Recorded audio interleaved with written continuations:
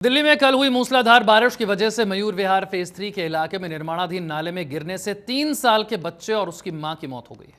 इस मुद्दे को लेकर आपके विधायक कुलदीप कुमार ने जनतंत्र टीवी से बातचीत की है। देखिए रिपोर्ट। रात हुई मूसलाधार बारिश से मयूर विहार फेज 3 पर दिल्ली यूपी बॉर्डर पर जिस तरीके से एक नाले में 3 साल के मासूम बच्चे और उसकी मां की मौत हो गई। स्थानीय विधायक कुलदीप जी हैं। कुलदीप जी, कैसे घटना हुई और किसके लिए क्या जिम्मेदारी? कल शाम के समय मुझे घटना का पता लगा और तुरंत प्रभाव में वहाँ पहुँचा और पहुँच के पता लगा कि एक माँ और एक बेटा जा रहे थे। वहाँ पर नाला बन रहा था, डीडीए का ड्रेन है जो बन रहा था, जहाँ पर कोई बैरिकेडिंग कोई मास्किंग नहीं की गई थी और वो जो ड्रेन का कवर था वो ओपन था। पानी का भराव होने के कारण वो उसमें गिर गए। उसके माँ उसको निकालने गई, दोनों की डूबने से नाले के गहरा था, उसके अंदर मृत्यु हो गई।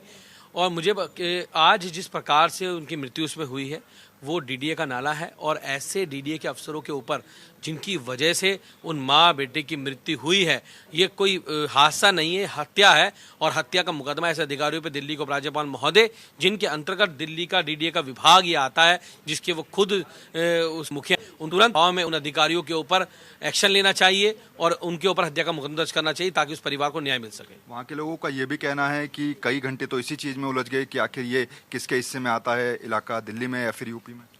देखिए, मुझे लगता है इलाका किसी के हिस्से में आता है और इंसानियत किसी के हिस्से में नहीं आती है।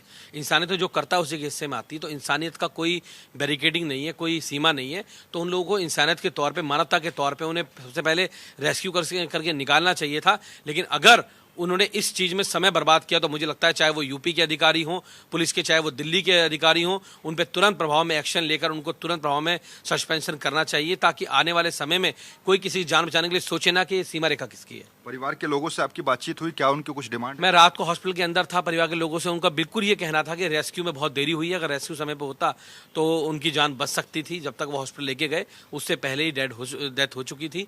तो मुझे लगता है ये बहुत बड़ी लापरवाही है और उन अधिकारियों के खिलाफ जिनकी वजह से उस बच्चों की जान गई है, वो डीडीए के अफसर उनके ऊपर तुरंत प्रभाव में कार्रवाई करके एलजी साहब सुनिश्चित करें, उनको न्याय देने का काम करें उन परिवार को। तो बिल्कुल कुलदीप सीधे तौर पर कह रहे हैं कि जिस डीडीए की देखरेख में वो नाला बन रहा था, निर्माणाधीन नाला था, उनके अफसरों पर कार्रवाई होनी चाहिए। कैमरा पर्सन लक्ष्मण के साथ नमित त्यागी, जनतंत्र टीवी, दिल्ली।